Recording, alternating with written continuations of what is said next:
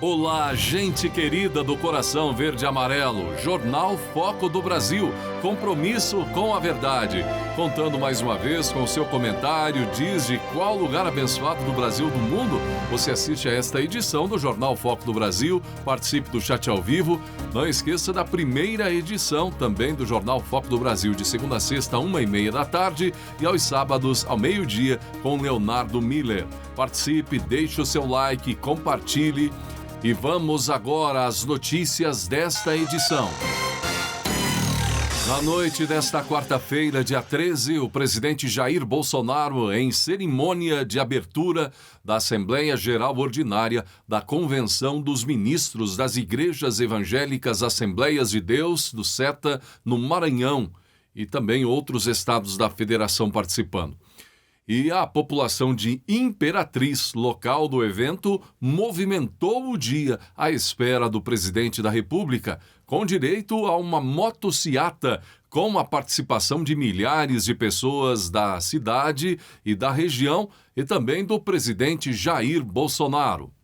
Depois de dormir na cidade, o compromisso do presidente Bolsonaro, também no Maranhão, em Vitória do Mearim, a 200 quilômetros da capital São Luís, em evento com cerca de 5.000 mulheres evangélicas nesta quinta-feira. Uma notícia que repercutiu agora, gente. Jair Bolsonaro recebeu o empresário Roberto Justus em Brasília há cerca de 2 semanas. A reunião ocorreu no Palácio da Alvorada, não foi registrada na agenda presidencial. Segundo a reportagem de O Globo, a conversa, que durou mais de 1 hora, teve Justus falando sobre as suas percepções a respeito do cenário eleitoral atual e sugeriu estratégias de comunicação que poderiam ser adotadas na campanha. O empresário, que declarou voto em Bolsonaro em 2018, afirmou ao jornal que foi a Brasília a convite de Fábio Van Garten e de Luciano Hang, dono da Havan, apoiadores de Bolsonaro. Fui convidado para colocar um pouco a minha visão e opiniões sobre o Brasil do momento, sobre eleição, como eles acham que eu tenho uma boa visão das coisas, queriam que eu batesse um papo com o presidente. Eles estão ouvindo bastante gente, disse Justus, que classificou o encontro como uma contribuição para o presidente. O empresário também afirmou que não tratou objetivamente sobre suas preferências eleitorais, mas disse que o presidente sabe que conta com o seu apoio. A minha ida até lá mostra que eu tenho uma preferência, acrescentou Justus, descartando a possibilidade de doar qualquer quantia para ajudar no projeto de reeleição de Bolsonaro. A visita significa apenas apoio. Enquanto isso, Lula, como vimos, também recebeu o apoio de Anitta, a cantora, e ela já começou a cobrar do petista e acabou assustando a coordenação da campanha de Lula. Anitta, pediu ao petista que, se ele chegue à presidência, faça a legalização das drogas. Será que o Lula apoia isso? Apoia a legalização para nós? Estou te dando o maior apoio, disse a cantora, que afirmou até que tatuaria o nome do petista. Só não disse em que lugar. O Ministério de Minas e Energia estima uma redução de 19,5% nas contas de luz em relação aos valores de abril. A queda no preço é resultado das medidas propostas pelo governo federal e aprovadas no Congresso para mitigar o impacto da inflação no custo de vida, como a Lei Complementar 194/2022, que fixou a alíquota de ICMS de 18% para a energia elétrica. Também integra o cálculo um aporte na conta de desenvolvimento energético de R$ 5 bilhões da Eletrobras após sua privatização. De acordo com o governo, as reduções médias previstas são de 32% no Maranhão, 29% no Piauí, 26% no Rio de Janeiro e no Rio Grande do Sul também, e 25% em São Paulo, no Paraná 24,9%. Roraima será o estado menos impactado, com uma diminuição de cerca de 2%. No Amazonas e em Pernambuco, a queda deve ficar em torno de 6% e 7%, respectivamente. A diminuição dependerá de cada estado adotar medidas locais para implementar a nova lei e baixar as alíquotas de ICMS sobre a energia, que, segundo o governo, variam entre 25% a 30%. Gente, legitimamente um assalto. Você tem ideia? 25% a 30% de imposto só no ICMS era o valor cobrado. Veja o impacto dessa redução para 18%, não é? Ainda é alto 18%. Porque aí, no custo de vida, você coloca o imposto de renda, não é? Com uma base aí muito baixa, sem reajuste, o governo terá que fazer algo em relação para o ano que vem. O cidadão que ganha o salário e meio terá que declarar, pagar imposto de renda. Nessa situação. É muito imposto, e falamos na edição anterior das mamatas em muitos setores deste país. Gente que ganha 40 mil minimamente, com mais auxílio moradia, auxílio isso, auxílio aquilo, licença-prêmio, 3 meses de férias, muitas vezes durante o ano, enquanto que o povo brasileiro, o construtor, o agricultor, é um absurdo. Trabalha e trabalha muito aí, 25% a 30% era ICMS só na energia elétrica em muitos estados. E olha o impacto da redução para 18%. O Ministério de Minas e Energia alerta, no entanto, que nem todos os consumidores terão a mesma percepção dessa redução no preço da energia elétrica, tendo em vista que os estados podem cobrar alíquotas diferenciadas a depender de fatores como o volume consumido, a renda, a atividade exercida, dentre outros. Além disso, informa a nota do Ministério, a Lei 194 determina que o ICMS não incida sobre serviços de transmissão e distribuição e encargos setoriais vinculados às operações com a energia elétrica. Isso significa dizer que a base de cálculo do imposto será reduzida, ampliando a redução do preço da energia para os consumidores. Uma ótima notícia, gente. Isso sim é uma boa notícia. O ministro da Economia, Paulo Guedes, defendeu a proposta de emendas à Constituição, a PEC, não é, que cria um estado de emergência para ampliar o pagamento de benefícios sociais. Guedes disse que a PEC dos benefícios sociais é melhor do que a proposta do Fundo de Estabilização e que, nas contas do governo, custaria cerca de 120 bilhões de reais o fundo ao ano. Na avaliação do ministro, a medida que amplia os benefícios sociais, como o Auxílio Brasil e um vale para caminhoneiros, é um exercício de responsabilidade fiscal. As afirmações do ministro foram feitas durante a audiência na Comissão de Assuntos Econômicos do Senado para tratar da política de preços do governo para os combustíveis. Aos senadores, Guedes lembrou que a proposta do Fundo de Estabilização chegou a ser defendida por integrantes do governo no ano passado, mas ressaltou que se tivesse sido aprovada, haveria impacto inflacionário ainda maior para a população. Guedes criticou a concessão de subsídios para reduzir os preços dos combustíveis e disse que a estratégia do governo de diminuir impostos federais e estaduais incidentes sobre os combustíveis foi a mais acertada para a ocasião. Nós não poderíamos, mesmo antes da guerra na Ucrânia, mesmo sem qualquer estado de emergência, comprometer cerca de 150 bilhões de reais até este ano sob a forma de subsídios, destacou Guedes. Todas as propostas previstas na PEC têm caráter temporário e limitado ao exercício deste ano, ou seja, os benefícios previstos por ela, validados até dezembro. Os benefícios previstos na PEC: Auxílio Brasil, de R$ 600, benefício atual de R$ 400, e a proposta prevê aumento de R$ 200. Vale Gás, no valor de um botijão por bimestre. Auxílio financeiro de R$ 1.000 para caminhoneiros autônomos de carga.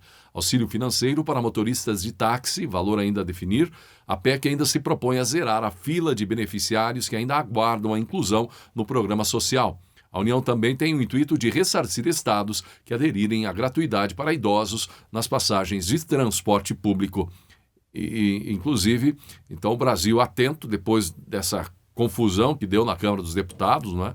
Problema nos sistemas de votação, e aí as determinações de Lira, dando então aí continuidade à apreciação desta PEC com o devido resultado. Nesta quarta-feira, dia 13, ele, o ministro da Economia, Paulo Guedes, gente, também teve reuniões com ministros estrangeiros. O ministro da Economia participou, a partir da sede do Ministério em Brasília, de 2 reuniões à distância, virtuais, com ministros de outros países, com a ministra de Finanças da Indonésia e com o ministro da Produção da Argentina. O comércio varejista no Brasil registrou em maio a 5ª taxa consecutiva no campo positivo. O volume de vendas no mês foi de 0,1% na comparação com abril. Com isso, o setor está 6% acima do menor patamar dos últimos meses, que foi em dezembro de 2021. No ano, o varejo acumula crescimento de 1,8%, mas nos últimos 12 meses, ainda por conta de todos os desafios do ano passado, da pandemia, a queda de 0,4%. Os dados são da pesquisa mensal de comércio, divulgada nesta quarta-feira, dia 13, pelo Instituto Brasileiro de Geografia e Estatística. Este resultado mostra um cenário de estabilidade na passagem de abril para maio. Observamos uma retomada no comércio varejista, mas que vem de uma base baixa, dezembro, e sempre fazendo um acúmulo menos intenso ao longo desses meses, destacou o gerente da pesquisa, Cristiano Santos. Entre as 8 atividades pesquisadas, 6 tiveram taxas positivas em maio. O BNDES e o Serviço Brasileiro de Apoio às Micro e Pequenas Empresas, SEBRAE, firmaram um acordo de cooperação técnica para a criação de um fundo garantidor voltado exclusivamente para operações de crédito envolvendo microempreendedores individuais, microempresas e empresas de pequeno porte. Espera-se que diversas instituições financeiras atuem como parceiras da iniciativa. A expectativa é que os financiamentos alavanquem inicialmente cerca de 4,5 bilhões de reais, podendo chegar a até 15 bilhões. Os fundos garantidores são criados, para reduzir o risco das operações de crédito das instituições financeiras. Nomeado de BNDES, FGI e SEBRAE, o novo fundo deve estar disponível em todo o país a partir de dezembro de 2022. Conforme o acordo, BNDES e SEBRAE irão aportar, a princípio, 150 milhões de reais cada um. Esse valor pode ser ampliado para 500 milhões. O acordo prevê ainda outros serviços. Microempreendedores individuais e empresários de micro e pequenas empresas poderão receber orientação do SEBRAE por meio do programa Crédito Assistido. A iniciativa envolve acesso a diagnósticos, ferramentas digitais, conteúdos, capacitações e consultorias com o objetivo de reduzir os riscos de inadimplência e ampliar a sustentabilidade financeira dos negócios. Já o BNDES disponibilizará sua plataforma de gestão para a operacionalização do novo fundo. Trata-se de um sistema totalmente digital utilizado por dezenas de instituições financeiras parceiras, pelo qual já se viabilizou mais de 100 bilhões de reais em operações de crédito. Silvio Santos quer levar Angélica de volta para o SBT, mostrando que as reviravoltas do mundo televisivo estão longe de acabar. Silvio Santos estaria disposto a contratar ninguém menos que Angélica, a esposa de Luciano Huck. A informação foi confirmada por Felipe Campos, do À Tarde, não é? A Tarde é Sua, e também com fontes do TV Foco, que entregaram os motivos por trás da possível parceria. Apesar de ser uma das maiores estrelas da TV, a mulher de Luciano Huck certamente não teria a mesma audiência dos tempos de Globo. O canal em que está sintonizada influencia em muito, não é? Está estabilizada e estabelecida a estrela, não é? No caso Angélica, influencia em muito na questão audiência e até no salário. E a prova é o próprio Faustão, que está com seríssimos problemas na Band. E se você dá alguma credibilidade a alguma pesquisa, veja essa. Em São Paulo, Tarcísio cresce na corrida ao governo e deve disputar o segundo turno, segundo pesquisa. O ex-ministro Tarcísio de Freitas atingiu 20% das intenções de voto ao governo do estado de São Paulo. É o que mostra a mais recente pesquisa estimulada do Instituto Real Time Big Data, encomendada pela Record TV. De acordo com o levantamento, o ex-prefeito da capital paulista, Fernando Haddad, teria 34% na pesquisa estimulada, quando os nomes dos candidatos são apresentados ao eleitor. O atual governador Rodrigo Garcia tenta a reeleição, tem 16%. Já o levantamento espontâneo, em que não é apresentada uma lista de candidatos ao entrevistado, há um empate técnico entre 4 nomes, considerando a margem de erro. Haddad teria 9, Tarcísio 7, quer dizer, estaria já em empate técnico o ex-ministro Tarcísio com o petista Haddad. Também Rodrigo Garcia, 4, e Márcio França, ele anunciou que não disputará o governo, teria 3%. Ainda conforme a pesquisa, o candidato do PT lidera a rejeição entre os eleitores paulistas. O nome de Haddad é rejeitado por 48% dos entrevistados. Já o ex-ministro da Educação, Abraham Weintraub, vem em seguida com 44% de rejeição. Tarcísio de Freitas tem um número maior, 39%, e Rodrigo Garcia, 31% de rejeição. A pesquisa Real Time foi realizada com 1.500 entrevistados entre os dias 8 e 9 de julho por telefone. A margem de erro é de 3 pontos percentuais para mais ou para menos. A pesquisa foi registrada no Tribunal Superior Eleitoral sob o número SP 05804/2022.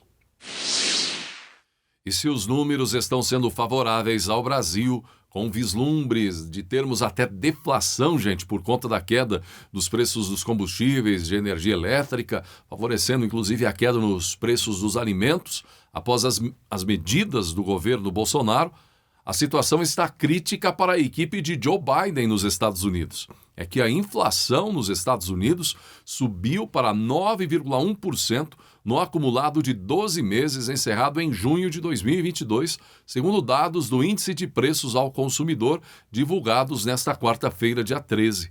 Na comparação com o mês de maio, a alta foi de 1,3%, um valor maior que os 1,1% esperados pelo mercado, segundo pesquisa da Reuters.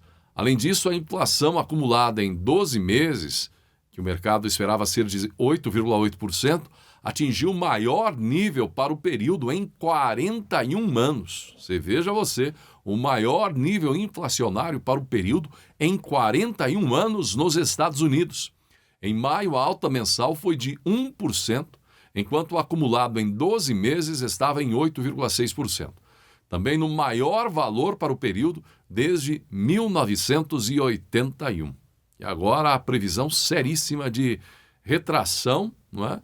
E situação complicada no mercado, enfim, na situação econômica difícil enfrentada pelo governo Biden neste momento. Assim como no mês anterior, a inflação de junho foi influenciada principalmente nos Estados Unidos pelo aumento de preços nos alimentos e combustíveis. Em junho, nos Estados Unidos, o preço médio do galão da gasolina atingiu $5 pela primeira vez na história. E, inclusive, Joe Biden, que está em viagem ao Oriente Médio, visitando Israel, e passou por um momento meio constrangedor novamente, ao descer do avião, chegando em Israel, ele desceu, tapete vermelho, e de repente as imagens ali captaram ele tendo dificuldades, logo depois que desceu da escadaria do avião, de se situar na recepção, não é? E algumas instrutoras ali, recepcionistas, orientando Biden, até o momento que ele perguntou: o que eu estou fazendo, ou o que eu devo fazer aqui, o que estou fazendo aqui, meio fora de órbita a situação do presidente dos Estados Unidos. Olha, gente, é algo tão hilário que dá até para imaginar aquelas cenas de filmes, séries, não é? Onde o presidente acaba sendo trocado por um clone, um sósia, enfim, porque cada dia que passa se percebe mais as dificuldades, seja por conta da idade, alguma coisa envolvendo a mente, aí, não? O raciocínio do presidente dos Estados Unidos, Joe Biden. Parece que a situação realmente não está boa para ele. Mais alguns momentos do presidente Jair Bolsonaro nesta quarta-feira. Que o Brasil, nós conseguimos colocar o nosso governo como o 7º mais digitalizado do mundo. Excelente. Tá? Excelente. Nós de mais idade temos dificuldade para mexer ali no teclado, muitas vezes. Mas você traz teu filho ali, o teu neto, ele faz para você. Rapidinho.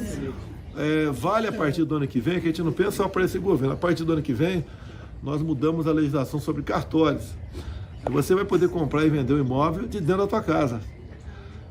Um tempo atrás, o pessoal queria que só se pudesse vender ou comprar imóveis com um despachante, vamos assim dizer, né?